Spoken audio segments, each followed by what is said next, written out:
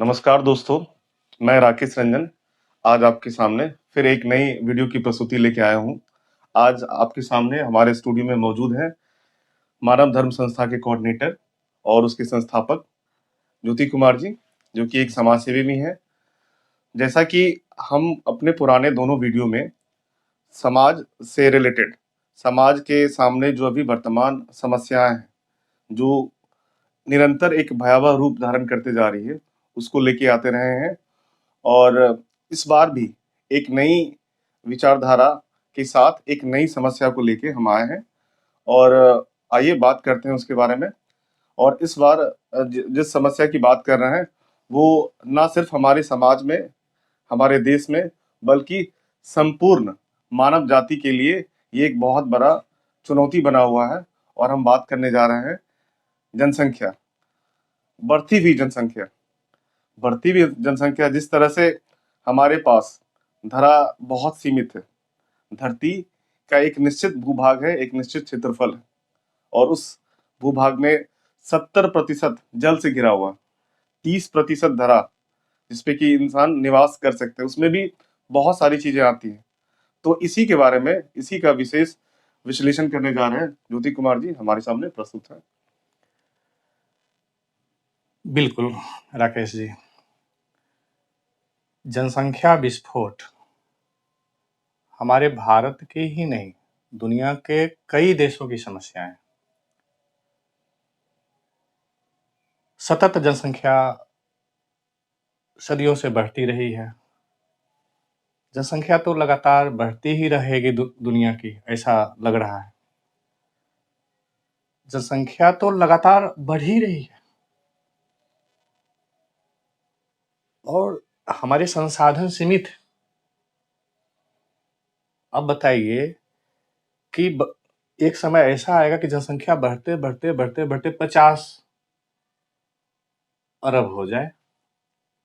अभी लगभग हम लोग 8 अरब के आसपास होंगे समथिंग जी। 50 अरब हो जाए, तब कैसी भयावह स्थिति होगी पूरी दुनिया की। तो हम पूरी दुनिया की बात हम नहीं करते हैं, वर्तमान में हम भारत में हैं और पूरी दुनिया की बात भी इसके साथ साथ लेके चलेंगे। तो भारत में हम रहते हैं और भारत के लिए सोचना हमारा कर्तव्य है। और वर्तमान समय में भारत पूरी दुनिया का नंबर 1 देश हो गया जनसंख्या में। पहले चीन नंबर 1 हुआ करता था, अब भारत नंबर 1 हो गया। क्या? जी बिल्कुल, भारत नंबर 1 हो गया। जी जी। और इस विषय पर हमारे देश में कहीं कोई नीति, ढंग की नीति लागू नहीं हो रही है। और मुझे अफसोस होता है कि देश में बहुत सारे ऐसे नेता और बहुत सारे ऐसे कई धर्मों के लोग भी वो ऐसी बातें करते हैं कि जनसंख्या बढ़नी चाहिए, जो हास्यास्पद प्रतीत होता है। तमिलनाडु के कोई नेता थे, मैं उनका नाम नहीं लेना चाहूंगा, उन्होंने कहा कि नहीं, हमारी आबादी कम है और हमारा बढ़ना चाहिए। हम दुनिया का नंबर 1 देश हो गए। आज एक यूपी की जितनी आबादी है, यूरोप के कई देश उसमें समा जाएंगे। जी बिल्कुल बिल्कुल, बड़े बड़े देश वहाँ यूरोप के उसकी आबादी में समा जाएंगे। मैं आपसे ये जानना चाहूंगा कि मैं ये नहीं पूछूंगा कि किस नेता के द्वारा वो वक्तव्य दिया गया है। हाँ बिल्कुल, मैं नाम भी नहीं लेना चाहता हूँ कि क्योंकि विवाद हो जाएगा। मैं ये जानना चाहता बिल्कुल हूँ, हाँ मैं ये जानना चाहता हूँ कि आप जिस नेता की, जिनकी भी बात कर रहे हैं, तो उन्होंने क्या कहा था? किसी एक पर्टिकुलर, किसी एक विशेष समुदाय की आबादी बढ़नी चाहिए, या एक सामरिक तौर पे पूरे देश की या पूरे दुनिया की आबादी? ये तो नहीं, उन्होंने या किसी समुदाय विशेष पर, वो तो जो धार्मिक लोग हैं वो लोग कहते हैं, लेकिन और नेता भी कहते हैं, कोई नेता भी कहते हैं। लेकिन मैं एक जो तमिलनाडु के कोई नेता थे, तो उन्होंने कहा कि नहीं, हमारा आबादी बढ़नी चाहिए, हमारी आबादी जो है बढ़नी चाहिए, 2 भी पर्याप्त नहीं, 3 होनी चाहिए। तो मतलब ये कि उनका सोच, आप क्या सोचते हैं इस बारे में कि आबादी हमारी, हम नंबर 1 हम दुनिया के नंबर 1 देश बन चुके हैं और भूखमरी इंडेक्स में आगे बढ़ रहे हैं। हमारा जो है, जो हैप्पीनेस इंडेक्स है उसमें हम जो है पिछड़ रहे हैं। घटता जा रहा है। मतलब कहने का अर्थ ये है कि हम हर चीज में हमारे स्टैंडर्ड ऑफ लिविंग है वो हमारा गिरता चला जा रहा है दिन प्रतिदिन। बिल्कुल। और हम हाँ दोस्तों, जैसा कि जो ज्योति कुमार जी बता रहे हैं कि ये जो बढ़ती हुई जनसंख्या है भयावह रूप लेते जा रही है। अभी जैसा कि हम सभी जानते हैं कि दुनिया में सबसे ज्यादा आबादी वाला देश चीन था, जो कि एशिया महादेश में आता है। लेकिन अब चीन को भी पछाड़ के भारत नंबर 1 पे आ गया है। बिल्कुल अभी वर्तमान में देश की जो जनसंख्या है वो 1.4 हाँ बिल्कुल बिल्कुल बिल्कुल एक 100 दशमलव 100 लगभग 40 करोड़ पार हम हो जी चुके हैं। बिल्कुल 44 करोड़ के आसपास हम बिल्कुल। होंगे और एक वर्तमान में approx। एनसीएफ संस्था है जिसके जो अनुमान लगाती है कि 2030 तक ये 1.5 के आसपास आ जाएगी और आने वाले 50 वर्षों में ये 200 करोड़ पार ना कर जाए, ऐसा अनुमान है। ऐसा बहुत सारी ऐसी संस्थाएं हैं जो कि रिसर्च कर रही है और उनका ऐसा कहना है। तो सबसे बड़ी बात कि ये जनसंख्या जो बढ़ रही है, अभी वर्तमान समय में जो हालात हैं हमारे देश में, इस बढ़ती जनसंख्या से बहुत सारी परेशानियां पैदा हो रही है। जी मैं रुकूंगा थोड़ा सा। जी हाँ, मैं सबसे पहले समस्या की बात करना चाह रहा हूँ कि आखिर इस पर हमारे देश में कहीं कोई पहल नहीं है, कोई पहल करना नहीं चाह रहा है। हाँ, इंदिरा गांधी आई और संजय गांधी ने थोड़ा बहुत पहल किया था, लेकिन उनको जो है इमरजेंसी थोड़ा सा लागू हो गया और जिसके चलते दिक्कत हुई।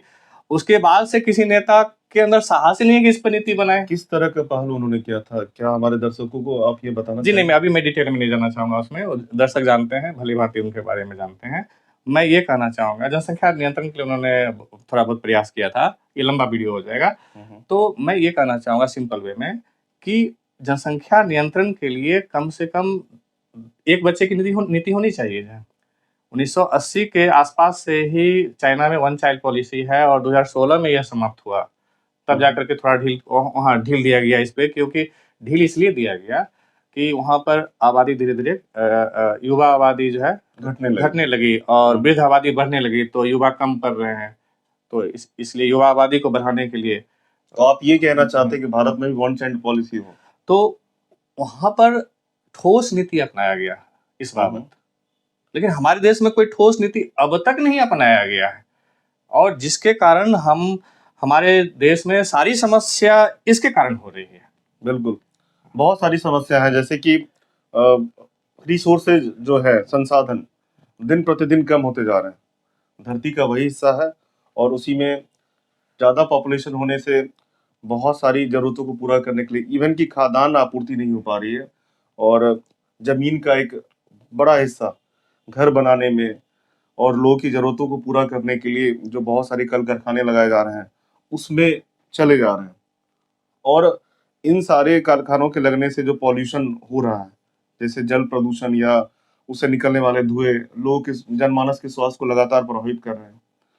और इतना ही नहीं, वो एक बेरोजगारी बहुत बड़ी समस्या हो गई है, क्योंकि पॉपुलेशन ज़्यादा ग्रो करेगा तो गवर्नमेंट भी इसके लिए फेलियर खुद कहीं न कहीं अपने आप को मान रही है, क्योंकि एक सोर्स होता है किसी भी चीज़ को एम्प्लॉय करने का।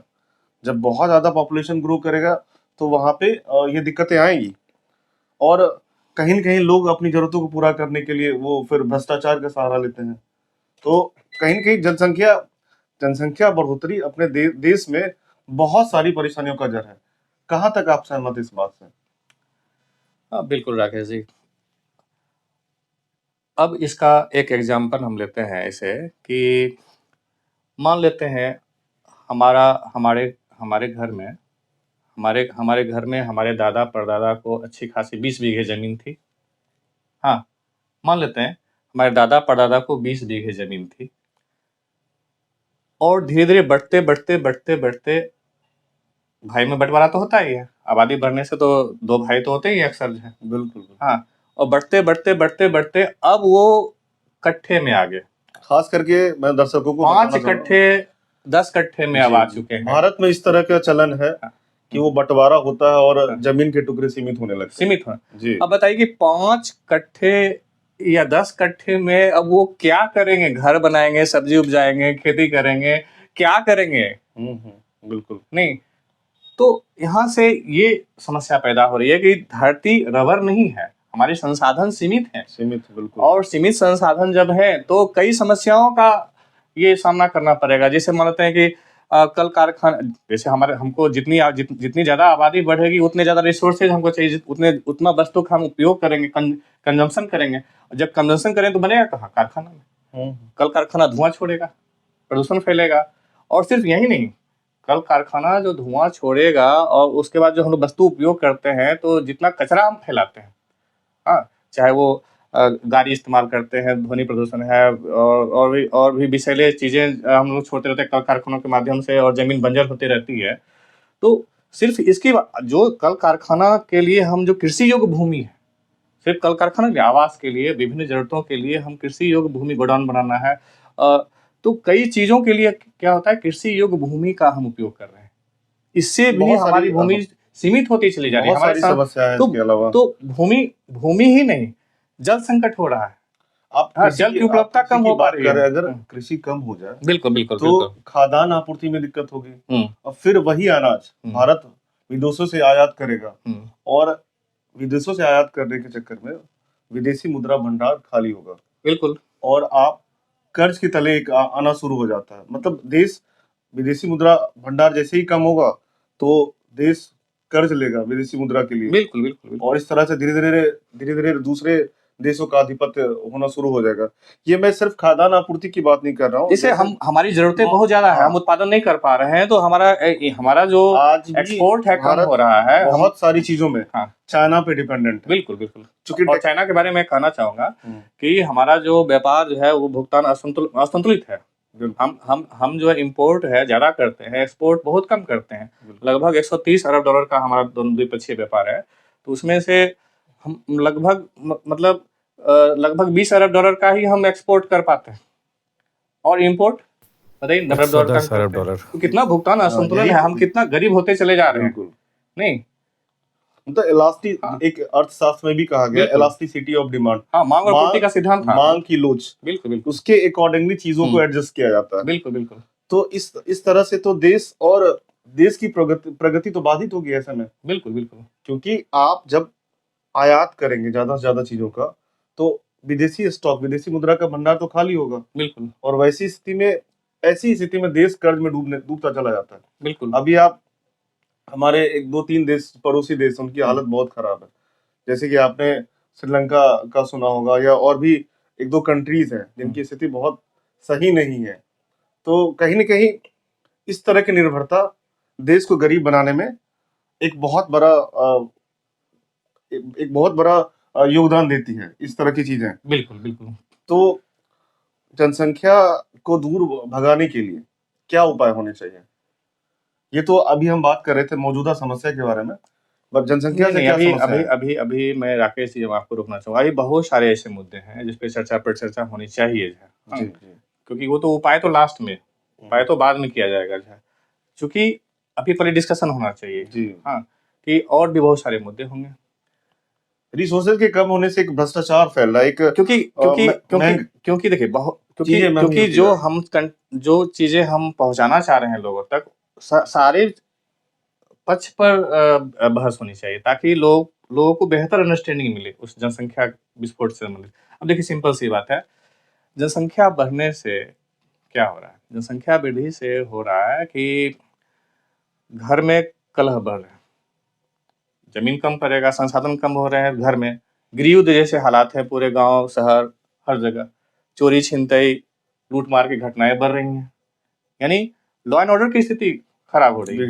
हाँ, अब डर लगता है कहीं बाहर निकलने में, कि कहीं बाहर निकल रहे हैं और कहीं मेरा कोई छीन न ले, गोली नहीं मार दे, मर्डर न कर दे, और आए दिन हमेशा डकैती होती रहती है।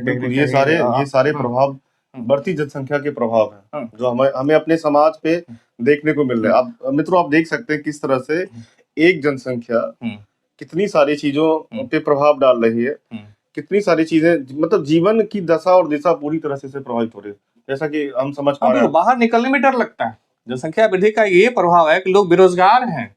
अब बताइए, सिंपल सी बात है, हमारे देश में कितने % लोगों को सरकारी जॉब मिलता है? कहीं न कहीं आतंकवाद भी इसी चीज से प्रेरित है। बिल्कुल।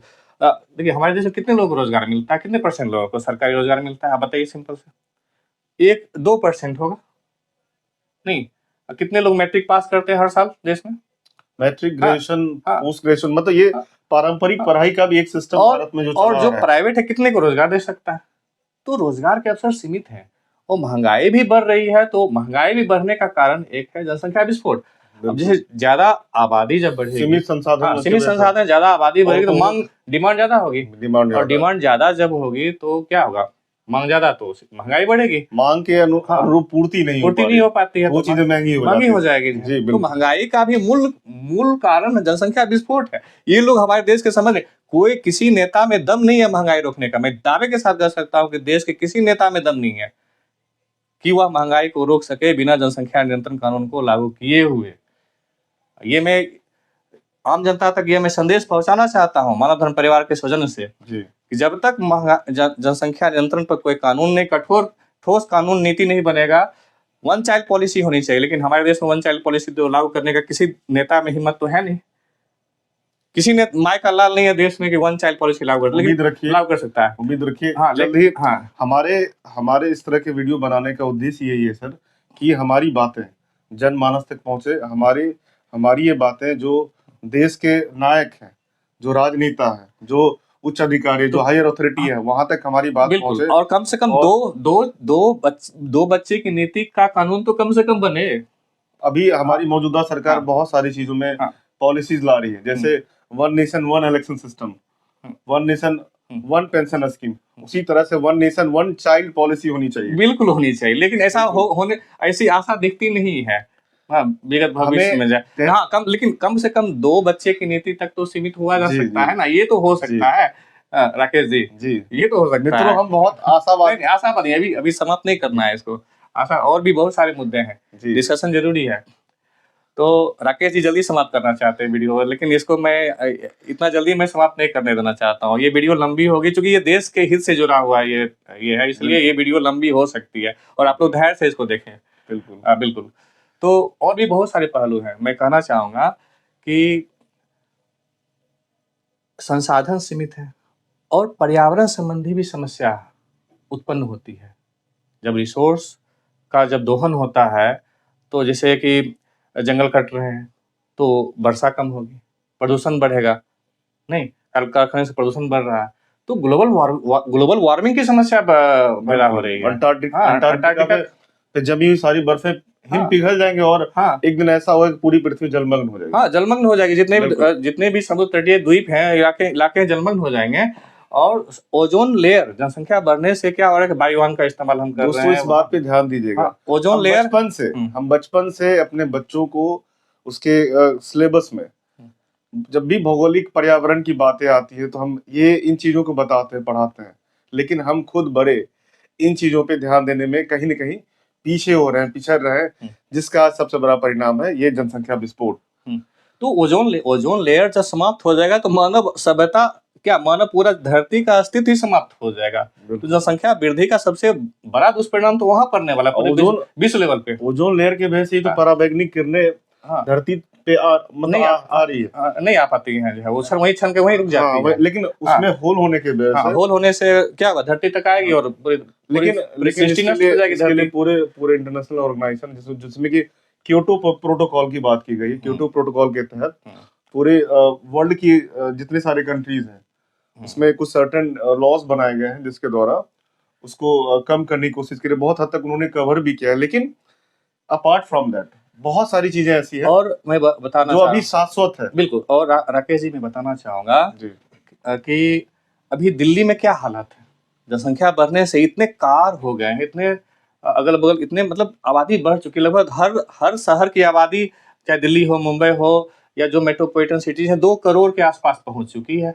नहीं, छोटे मोटे। हमें एक बात याद है, जो निवर्तमान सरकार जो थी उसने दिल्ली के कार से निकलने वाले धुओं के पॉल्यूशन को कम करने के लिए ऑड इवन पॉलिसीज लाई थी। लेकिन ठीक है, एक सकारात्मक कदम है, लेकिन ये बहुत अच्छा, बहुत ज्यादा इम्पैक्ट नहीं डालता, पर्याप्त नहीं है ये। इसके लिए जब तक आबादी को बहुत कम न, अभी देखिए भूटान की आबादी महज 8 लाख है। और हम जहाँ इस बेगूसराय में हम रह रहे हैं, इसकी आबादी हम अप्रॉक्स जो है पूरे बेगूसराय की 30 लाख के आसपास होगी। एक जिले की आबादी लगभग 30 लाख है और पूरे भूटान देश की आबादी जो मित्रों है, मैं बताना चाहूंगा कि और बहुत उसका भूटान का क्षेत्रफल लगभग समथिंग 40,000 वर्ग किलोमीटर के आसपास का होगा। इस और कहीं कहीं बेगूसराय से कहीं ज्यादा बड़ा है। हाँ, और उसकी आबादी 8 लाख। बताइए कितना शांतिपूर्ण और स्वच्छ देश वो होगा। तो मैं इसके, और वहाँ के लोगों का दम नहीं घुट रहा है, वहाँ लोग प्राकृतिक वातावरण में जी रहे हैं, वहाँ पॉलीथीन बैन है। मतलब ये कहना चाह रहे हैं हम यहाँ पर कि आबादी अगर कम रहेगी तो ये इन्वायरमेंट बहुत ही क्लीन रहेगा। बिल्कुल और साथ ही साथ देखिए दिल्ली में क्या हो रहा है, दिल्ली में लोग जो है दम घुट रहा है, और जैसे सिगरेट पीते हैं तो हर दिन दिल्ली में 20 कम से कम 20 सिगरेट पीने के बराबर धुआं ले रहे हैं। अच्छा, एक हाँ। बात मैं पूछना चाहूंगा, अभी जो दुनिया के डेवलप्ड कंट्रीज में काउंट होते हैं, गिने जाते हैं, अमेरिका और भी बहुत सारे, अमेरिका, रसिया, बहुत सारे ऐसे कंट्रीज हैं जो बहुत लीड कर रहे हैं दुनिया को, विश्व के मानस पटल पे उसको आगे लेके चले जा रहे हैं। तो आप कैसे देखते हैं वहाँ के पॉपुलेशंस को, वहाँ के इकोनॉमिकल सिस्टम को और इंडिया के इकोनॉमिकल सिस्टम को? क्या अंतर आपको दिखता है, या क्या सीख भारत को वहां से लेनी चाहिए? बिल्कुल बिल्कुल बिल्कुल बिल्कुल बिल्कुल राकेश जी, देखिए बहुत सारे ऐसे देश हैं जहां आबादी का घनत्व कम है, तो वहाँ क्या है, एजुकेशन देना बच्चों को आसान होता है। जितने भी बच्चे हैं उसके हिसाब से टीचर की उपलब्धता रहती है।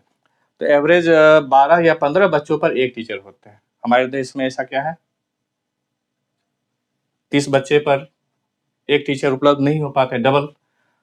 और इसी तरह से प्रति व्यक्ति जो डॉक्टर का जो उपलब्धता है, थाने की उपलब्धता है, और भी कई मामलों में सब जगह इम्पैक्ट पड़ता है। आबादी अगर बढ़ी हुई है तो लॉ एंड ऑर्डर में कहीं भी कोई भी चीज सुव्यवस्थित ढंग से चल ही नहीं सकता है, उसकी पूर्ति हो ही नहीं सकती है, सीधी सी बात है। अब देखिए जितने यूरोपियन कंट्री हैं वहाँ पे आबादी कम है, लोग शिक्षित हैं, सबसे पहले तो शिक्षित है वहाँ पे लोग, वहाँ की सरकार ने शिक्षित कर दिया है, 100% लगभग लिटरेसी रेट है, शिक्षित है वहाँ के लोग। तो इसके बाद इसके महत्व को समझ रहे हैं कि जब आबादी अगर कम होगी, वहाँ के लोग समझ रहे हैं कि आबादी कम होगी तो हम विकास करेंगे। और आज देखिए कि अमेरिका की आबादी अभी 33 करोड़ है, और बचपन में भी हम लगभग वही 25 करोड़ के आसपास सुनते होंगे जो है, और आज भी लगभग वही है, स्थिर है। क्यों स्थिर है? भारत का राज्य बिहार, हाँ, उसकी आबादी अभी तकरीबन 14 से 15 करोड़ हाँ, के लगभग आसपास है। बिहार की आबादी हम जहाँ 2010 रह रहे हैं वहाँ पे जी, लगभग 14 करोड़ 2010 होगी। की हाँ, जनसंख्या के हिसाब से बिहार का पॉपुलेशन 11 करोड़ था, हाँ, और अभी वर्तमान समय में इसे 14 से हाँ, 15 करोड़ के हाँ, आसपास। 2011 की जनगणना में वो लगभग होगा जी, 10 करोड़ के 10 आसपास, करोड़, साढ़े 10 करोड़ के आसपास होगा, 10 साढ़े करोड़ 10 के, करोड़ के और अभी आसपास 14 करोड़ हो गया। 14 करोड़। अब बताइए सिंपल सी, बिल्कुल अच्छा, ये अच्छा पॉइंट है जी, राकेश जी। अब देखिए कि हम 14 करोड़ और पूरा रूस की आबादी के बराबर हम हो गए 14 करोड़, रूस की आबादी 14 करोड़ है। अब बताइए कि कैसे हम आगे डेवलप हो सकते हैं। हंसी आती है कि भारत से 5 गुना बड़ा रूस है, और उसकी आबादी जो है, उसकी आबादी 14 करोड़, और हमारे बिहार की आबादी 14 करोड़। और देखिए बांग्लादेश में भी वहाँ की आबादी लगभग 14-15 करोड़ की है, और बांग्लादेश बिहार से थोड़ा सा बड़ा है। एक एक समथिंग होगा हमारे समय से 1,40,000 वर्ग किलोमीटर के आसपास। और बिहार की का एरिया जो उसका, और बिहार का एरिया जो होगा वहाँ पे लगभग जो 94,000 वर्ग किलोमीटर के आसपास है। तो इतने कम एरिया में हम 14 करोड़ हैं, तो समझा जा सकता है कितनी बड़ी मुसीबत है। और यूपी की का भी लगभग समथिंग अब 28-30 करोड़ के आसपास की आबादी बहुत होगी। डेंस, आप हाँ, मैं समझ पा रहा हूँ। महाराष्ट्र की भी, तमिलनाडु की भी, धीरे धीरे उनकी भी, और जनसंख्या घनत्व उनका भी बढ़ रहा है। हमारा ओवरऑल जनसंख्या घनत्व लगभग जो है 450 के आसपास अब पहुंचने वाला है, कुछ सालों में पहुंच जाएगा। और बिहार जहां हम रहते हैं 2011 जनगणना के हिसाब से 1104 व्यक्ति प्रति वर्ग किलोमीटर बिल्कुल रहते थे, अब तो और बढ़ गया अभी होगा। और इंक्रीज कर चुका है। बिल्कुल बिल्कुल, अभी और इंक्रीज कर गया होगा। तो बताइए कि और बिहारी कहीं बाहर जाते हैं तो हम ऐसा सुनते हैं कि वहाँ पे उन लोगों को दिक्कत हो रहा है काम करने में, वहाँ काम को पकड़ने में वहाँ के लोगों को दिक्कत होता है। वहाँ चाहते हैं कि यहाँ लोकल लोगों को रोजगार मिले, और ये यहाँ बिहार के लोग जाते हैं वहाँ कम पैसे में काम करना शुरू कर देते हैं। हाँ, आबादी बढ़ने के ये कारण सारी चीजें आबादी बढ़ने के कारण हो रही होती है। अब ठीक है, ये अभी तक मित्रों, जैसा कि आपने देखा कि एक बहुत ही बड़े पैमाने पे, बड़े लेवल पे, और बहुत सारे मुद्दों को इन्होंने बताया कि जनसंख्या की जो वर्तमान स्थिति है, ना ही सिर्फ भारत में, बिल्कुल भारत के बाहर भी जनसंख्या की जो वर्तमान स्थिति है वो बहुत ही भयावह रूप ले चुकी है। और किस कदर बहुत सारी परेशानियां, बहुत सारी समस्याओं का जिक्र इन्होंने और किया। मैं राकेश जी, मैं यहाँ पे रोकना चाहूंगा कि देखिए, एक सतत विकास का कंसेप्ट है। सतत विकास मतलब सस्टेनेबल सस्टेनेबल डेवलपमेंट जी, की हाँ बात जी। है। तो सस्टेनेबल डेवलपमेंट ही सॉल्यूशन है।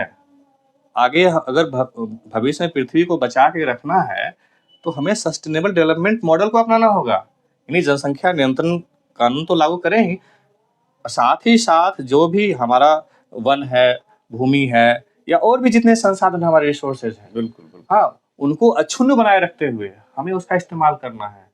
नहीं, हमें उनका वैकल्पिक जैसे ऊर्जा के स्रोत कम हो रहे हैं, कोयला सीमित है, पेट्रोलियम सीमित है सर ये तो हाँ, और ये आबादी से ही बिल्कुल बिल्कुल मैं आपकी बात समझ रहा हूँ। हाँ, ये तो और आबादी बढ़ेगी तो इसका संरक्षण कैसे होगा? जनसंख्या से उत्पन्न होने वाले समस्याएं हैं, जो परेशानियां हैं, हाँ, उसको कैसे कम किया जाए, बिल्कुल, आप बिल्कुल, उसकी बात कर रहे हैं। बिल्कुल, लेकिन मेरा सबसे मुख्य प्रश्न है, अभी बिल्कुल। तक हम वर्तमान परिस्थिति में जो जनसंख्या का प्रभाव है वो किस तरह से पूरे जनमानस के जीवन को प्रभावित कर रहा है, बहुत सारी समस्याओं को जन्म दे रहा है। लेकिन हमारा सवाल ये है, इस जनसंख्या को कैसे रोका जाए, इस बढ़ती जनसंख्या को कैसे कम किया जाए, क्या सुधारात्मक कदम हो सकते हैं? क्योंकि हमारे साथ जो दर्शक इन बातों को देख रहे हैं, हमारा उद्देश्य ये है कि समस्या बताना और समस्या के निराकरण की बिल्कुल, तरफ समाधान भी बताना।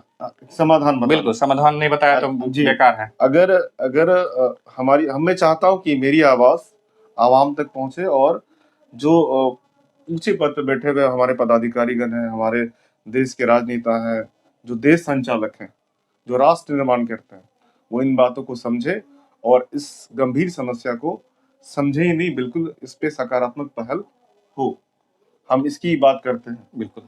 तो क्या वो कदम होना चाहिए इसके लिए? बिल्कुल राकेश जी, ज्योति कुमार देखिए, पहला समाधान यह है कि वन चाइल्ड पॉलिसी देश में लागू हो, कानून के माध्यम से, और इसको जैसे कि चाइना में। हाँ, चाइना में है। अगर ऐसा होता है तब तो बहुत अच्छा, लेकिन वैसा अगर नहीं होता है तो कम से कम 2 बच्चे की नीति तक तो अवश्य कठोरता से पालन किया जाए।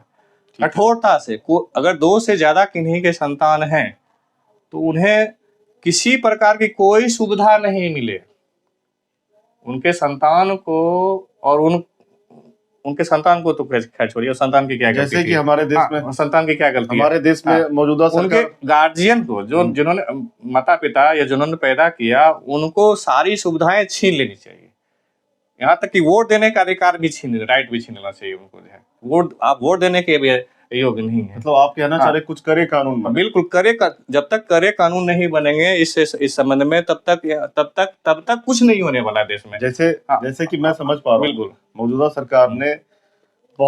सरकार बहुत सारी पॉलिसीज को लाती है, और वन चाइल्ड पॉलिसी अगर लागू किया जाए, जो वन चाइल्ड पॉलिसी पर स्टिक रहते हैं उनको प्रोत्साहित किया जाए, उनके बच्चों को नौकरी में आरक्षण मिले, और भी जगह उनको सारी सुविधाएं दी जाए। जैसे कि मौजूदा सरकार ने, मैं ये कह रहा था, जैसे कि मौजूदा सरकार ने आधार कार्ड को पूरे देश में कंपलसरी कर दिया है, बिल्कुल, काफी टाइम से, और सरकार की बहुत सारी सुविधाएं, बहुत सारी योजनाओं का जो लाभ है वही लोग ले सकते हैं जिनके पास आधार कार्ड हो। तो ठीक उसी प्रकार वन चाइल्ड पॉलिसी के तहत एक डॉक्यूमेंट्स जनरेट किया जाए, और वो डॉक्यूमेंट जिसके पास रहेगा वही बाकी सारी सुविधाओं का लाभ ले पाएगा। ऐसा कुछ आप बताना चाह रहे हैं, जैसा कि मैं समझ पा रहा हूँ। बिल्कुल, उनका रिकॉर्ड रहेगा ना, कितने आपके पास है सारा चीज, और ये बिल्कुल इजी है प्रोसेस। आज के कंप्यूटर डिजिटल युग में बहुत आसान है ट्रैक आउट करना। दूसरा है कि हमारा जो एजुकेशन सिस्टम है उसमें जनसंख्या नीति के बारे में विस्तार से बताना। जब तक हम परिवार नियोजन या परिवार कल्याण, जो भी इसका नाम हो, उसके बारे में, जनसंख्या नियंत्रण के बारे में, जैसे अभी हम लोग डिस्कस किया, ये सारी चीजों का डिस्कशन बच्चों के सामने जब तक नहीं हुआ क्लास में, तब तक कैसे इस पे लगाम लगेगा? तो ना सिर्फ हर बारीकी पर, हर पहलू पर एक सिलेबस तैयार होनी चाहिए इस पर। जब हम जान रहे हैं कि अभी जैसा हमने डिस्कस किया कि देश के सारे विकास में बाधक जनसंख्या विस्फोट ही है। ज्योति कुमार जी, तो हम सिलेबस में क्यों नहीं दे, एजुकेशन पॉलिसी में इसको अडॉप्ट करें? जी, मैं आपको ध्यान दिलाना चाहूंगा, एक अलग से पढ़ाया जाए इसको विषय के तौर पे। हमारे देश में जो एनसीईआरटी फॉलो की जाती है, NCR अलग से किताब चलाई जाए जी जी NCR स्पेशल जनसंख्या अच्छा। नियंत्रण के लिए, उसमें ये मैं उसमें कहना इसका चाहता जिक्र है, हूं। बिल्कुल, लेकिन लेकिन उससे कुछ नहीं होने वाला। लेकिन आप ये कहना चाह रहे हैं कि इसको इसके लिए एक अलग से बुक बनाया बुक जाए बनाया जाए और सारे पहलुओं पर हम्म। जनसंख्या। देखिए, जनसंख्या हमेशा जनसंख्या खतरनाक नहीं होती है, जनसंख्या फायदेमंद भी होती है। ऐसा नहीं है कि जनसंख्या हम उसके खतरे, मतलब वो एक सर्टेन क्राइटेरिया उसका होना चाहिए, सर्टेन लिमिट तक वो सही है। हमको ये ज्यादा जनसंख्या अनुकूलतम जनसंख्या का सिद्धांत पढ़ाया जाना चाहिए कि भैया जितना भी हमारे संसाधन उसके हिसाब से आबादी होनी चाहिए। हाँ, न ज्यादा न कम होनी चाहिए। मान लेते जितना मेरा संसाधन है उसके हिसाब से अगर मेरी आबादी है तो ठीक है। अब जैसे रूस में आबादी बढ़ाने की जरूरत है, हमारे इंडिया में आबादी कम करने की जरूरत है। चाइना को लगा कि जब आबादी हमको बढ़ाने की जरूरत थी तो घटाने की जरूरत थी, तो वन चाइल्ड पॉलिसी लागू किया। अब जो है 2016 से वो नियम समाप्त हो गए।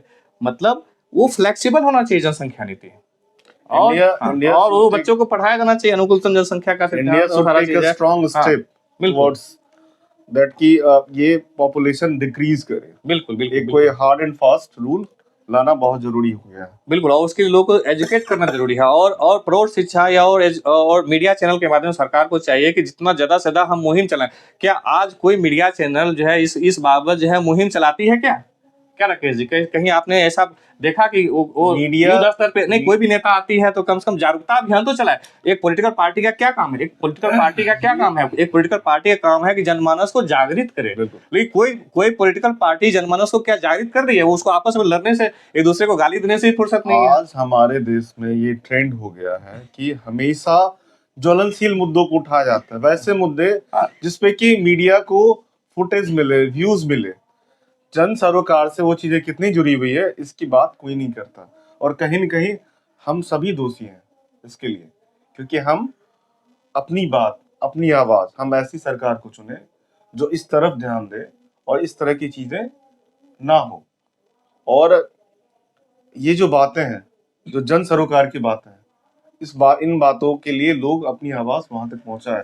मैं एक बात रोकना चाहूंगा। मुझे तब दिल दहल गया कि मानवता के पहलू इससे प्रभावित हो रहे हैं जनसंख्या पर, क्योंकि मैं मानव धर्म परिवार से बचपन से दिल से जुड़ा हूं कि कुछ बदलाव होना चाहिए समाज में। बिल्कुल। और मानवता के हर एक पहलू मेरे विषय हैं, रिसर्च के विषय हैं, चाहे वो कोई भी पहलू हो।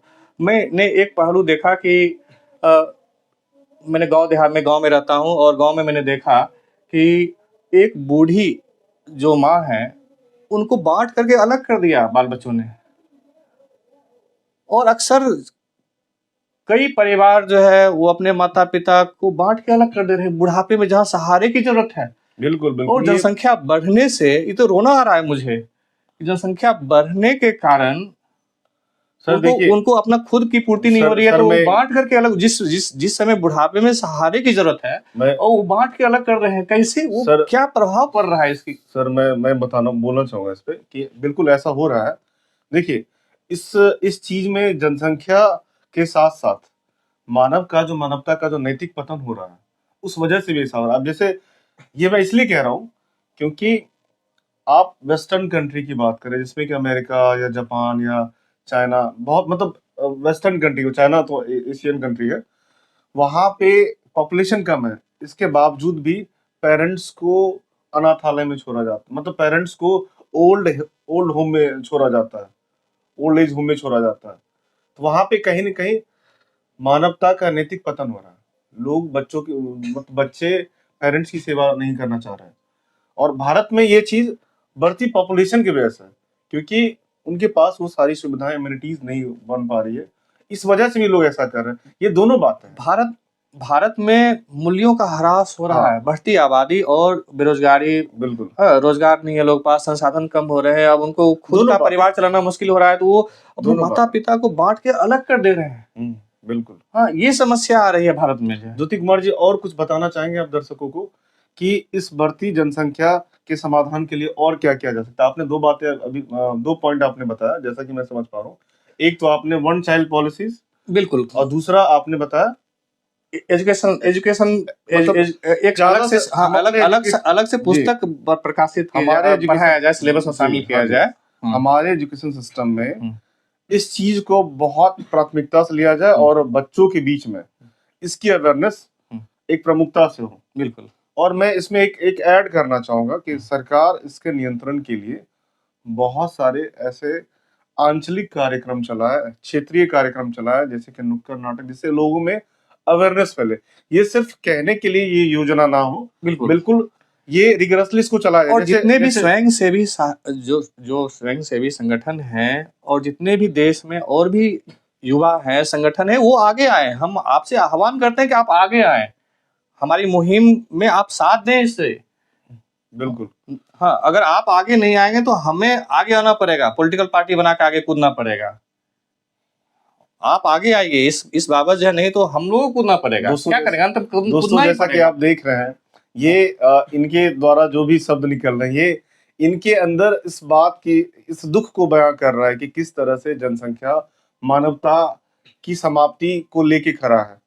कहीं न कहीं मानवता को पूरी तरह से मिटाने को तैयार है, क्योंकि जितनी जनसंख्या बढ़ेगी उतनी बेरोजगारी बढ़ेगी, उतनी भुखमरी बढ़ेगी, उतना ही भ्रष्टाचार बढ़ेगा, और भ्रष्टाचार जो बढ़ेगा, मनुष्य का नैतिक पतन होता और चला हमारे जाएगा। देश के कोई भी नेता इस बाबत जो नहीं सोच रहे हैं, ठोस कदम। बिल्कुल। और नौकरशाहों और जितने भी और नौकरशाहों का क्या सोच है ज्योति कुमार जी, कि जब नेता नहीं कर रहे हैं तो भाई हम क्यों आपकी भावना को बिल्कुल समझ पा रहे हैं। हम दर्शक का ज्यादा समय नहीं लेंगे। लास्ट में, अंत में मैं दो पंक्ति के साथ, दो स्लोगन के साथ इस चीज को, अपनी बात को खत्म करना चाहूंगा। जीवन को खुशहाल बनाओ, बढ़ती आबादी पे रोक लगाओ। इसी के साथ मैं राकेश रंजन और ज्योति कुमार जी, जो मानव धर्म संस्था के संस्थापक हैं, विदा चाहेंगे। और अगली बार फिर हम लोग एक नई समस्या को लेके, नई भारत की उभरती हुई समस्या को लेके आपके सामने प्रस्तुत होंगे। जी, मानव धर्म संस्था नहीं, थोड़ा सा मानव धर्म परिवार नाम की संस्था को मैं ऑर्गेनाइज कर रहा हूँ, और लोगों को मैं इस बाबत में लोगों को चाह रहा हूँ कि लोग जुड़े। और यहाँ से मेरा संदेश यह भी है कि हम सब मनुष्य बने, मनुष्य अब हम नहीं रह गए। जी बिल्कुल। मानवीय मूल्य खत्म हो रहे हैं, चाहे जाति धर्म के आधार पे आपस में लड़ रहे हों, चाहे और भी किसी रूप में लड़ रहे हो, तो मानवीय मूल्यों को बचाने के लिए अब मनुष्य बनने की जरूरत है। जी बिल्कुल, बहुत अच्छा संदेश इन्होंने दिया। और मानवता की जरूरत है। बिल्कुल। और सही मानवीय गुणों को आचरण में लाने की जरूरत है। लोग कहते बहुत ज्यादा है और करते कम है। तो बिल्कुल, हमें इस चीज को धरातल पर लेके आने की जरूरत है। जी जरूरत है। बहुत अच्छा आपने संदेश दिया। दर्शकों से विदा चाहेंगे। बहुत बहुत धन्यवाद। धन्यवाद आपका भी राकेश जी, धन्यवाद, बहुत धन्यवाद।